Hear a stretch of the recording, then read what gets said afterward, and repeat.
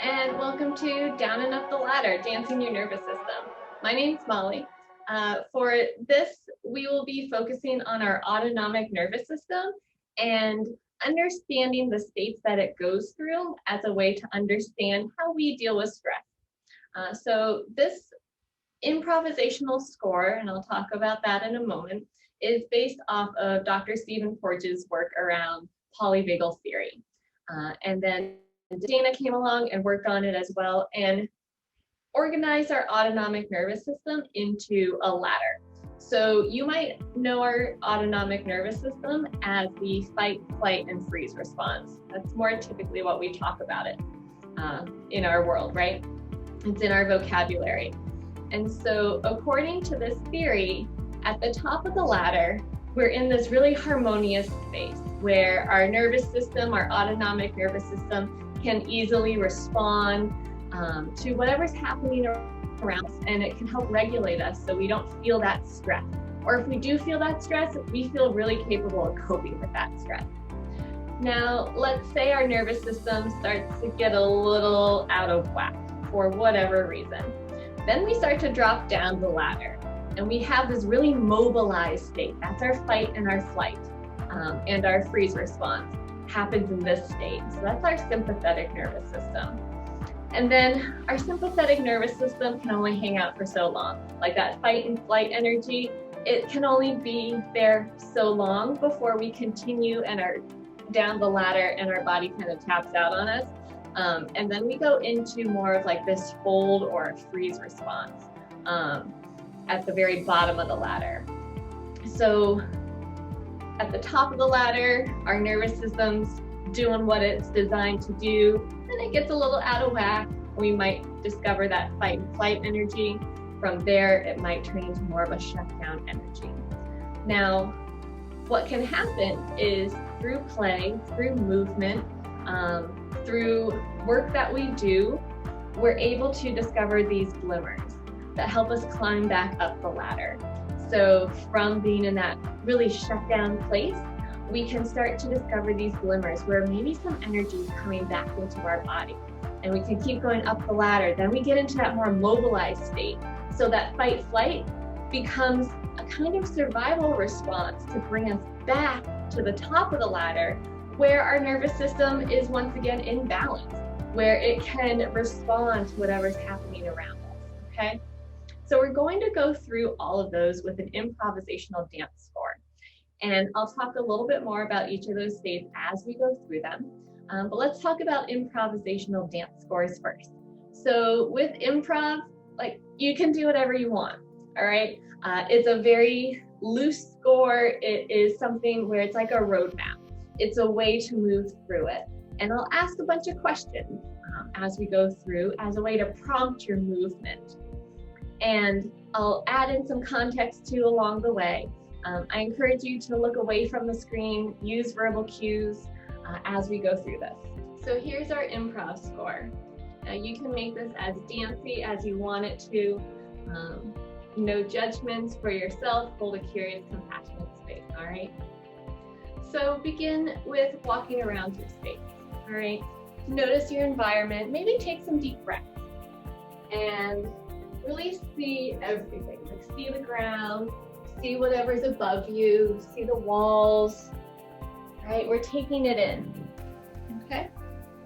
And then, depending on the space, maybe get a little more energy going, right? Get a jog going, or maybe it's a little bit more in place, just to get our heart rate up, okay? And let's start to bring a little more movement in, a little more dancey movement. Think about your spine and start to see what all your spine can do to initiate movement for yourself, okay? So with this, we're taking in our world. This is when we're at the top of the ladder. We're able to really see everything.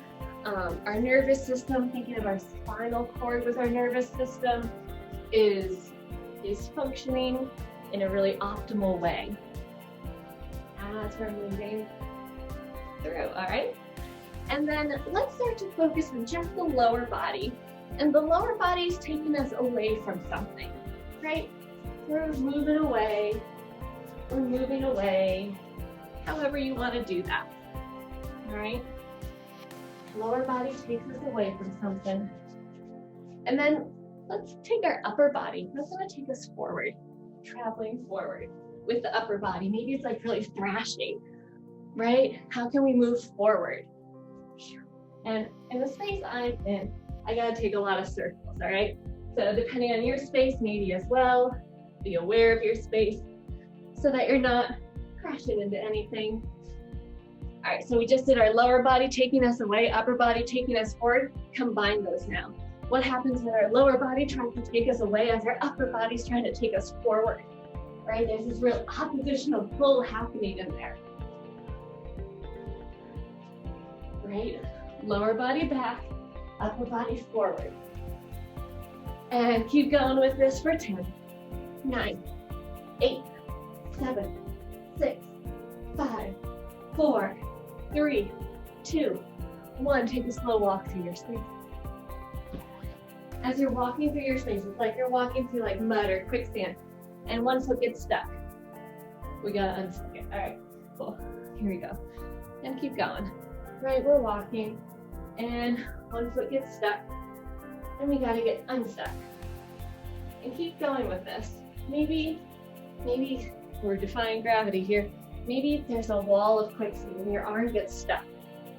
How do you get unstuck? Continue. How can you get stuck somewhere and then figure out how to get unstuck? Right? Notice the shift that's happening. Stuck, unstuck. There's a little more stillness coming in. Maybe it's an uncomfortable stillness because you're trying to figure out how to get stuck in something, stuck in some shape, and then out of it.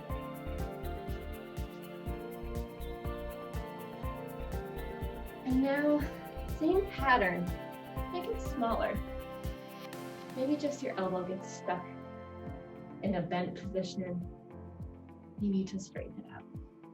Stuck, unstuck. Smaller movement.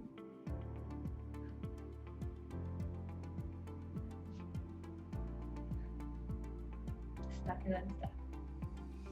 Continue to shrink your movement. Little bits of movement, getting stuck, unstuck. Shrink it even more. Till on the outside it looks like there isn't any movement, but on the inside you still have that like stuck and unstuck energy. We've reached the bottom of our ladder. We got to find those glimmers and work our way back up, okay? So from that shutdown space, bottom of our ladder, let our movement start to grow, right? Our focus can start to expand out again. And there can be that little stuckness as we continue up the ladder. But maybe this time, we're a little faster at getting unstuck, or it's a little easier to unstick. How can we get stuck and unstuck in a way that feels a little more okay for ourselves, right? Not as uncomfortable as the last one. And there can still be little moments of stillness, but maybe like a welcome stillness, yeah?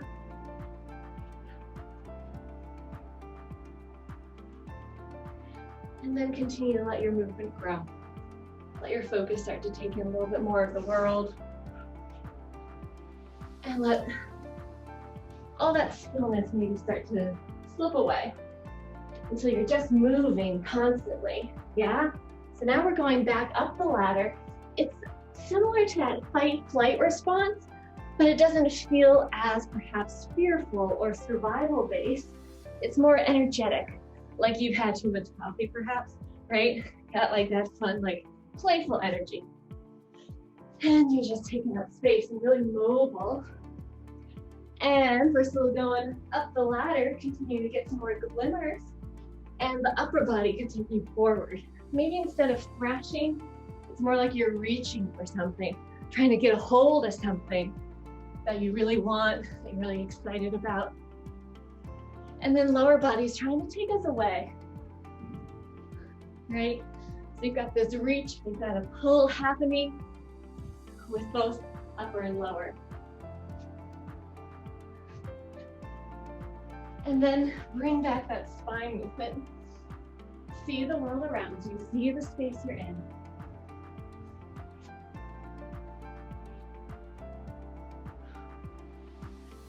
Notice any shifts for you.